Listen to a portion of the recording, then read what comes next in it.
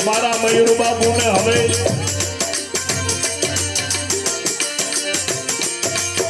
અને અરુણ બાપુ ને તો જાડો જાડો સંભળાતો છે. હા, ત્યાં તો ઢગલો ભેડો ઢગલો અને હરજીવન બાપા ત્યાં તો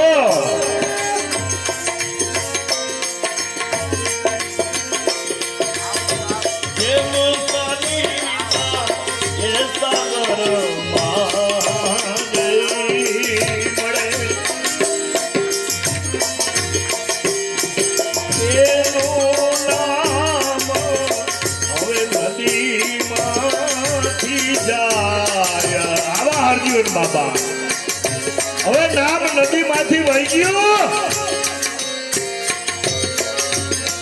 પણ અરુણ બાપુ ને હજી થોડા કામ કરવા છે એટલે હાથે કરીને રાખ્યું છે.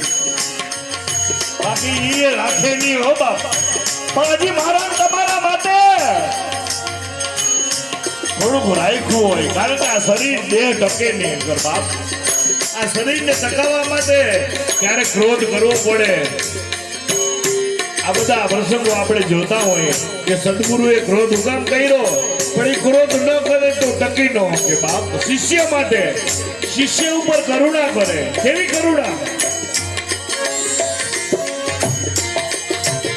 એવો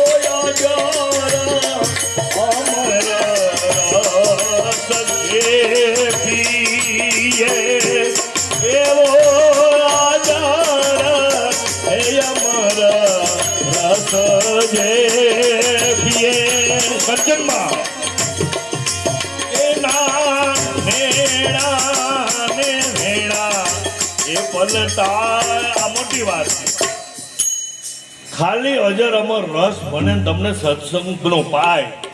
હજી આપણે હાલવાની વાત જુદી, ખાલી અહીંયા હોય તો મારા ને તમારા નેણા ને વેણા બે પલટાય. તમે જોઈ લ્યો, જેને જોતા આવડે જોઈ લ્યો.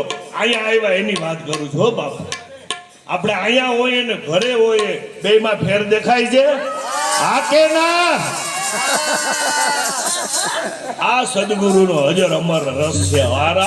આ રસ પકડી લ્યો, પકડાય તો પકડી લ્યો. અશ્વિનભાઈ મને કહેતા હતા મારે તો છે ને આ રસ પકડવો છે, એટલા માટે હું તમને કહું છું આવવું હોય તો આવજો. એનો અનુભવ આવતો જો. હવે મારે એને કેમ ના પાડવી?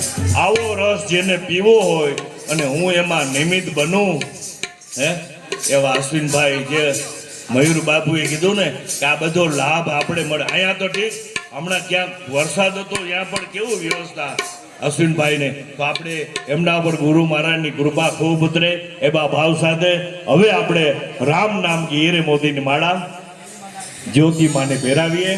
અને અરુણ બાપુને પણ કહું આવા રામ નામ કી હીરે મોતી હું બધાને સંભળાવતો રહું અને બધા એવા ધોન બોલતા રહીએ. એવા ભાવ સાથે તમે એવા આશીર્વાદ આપો કે ગલીએ ગલીએ બીખરાવો, ગલીએ ગલીએ. અને ખરેખર મને મજા આવે.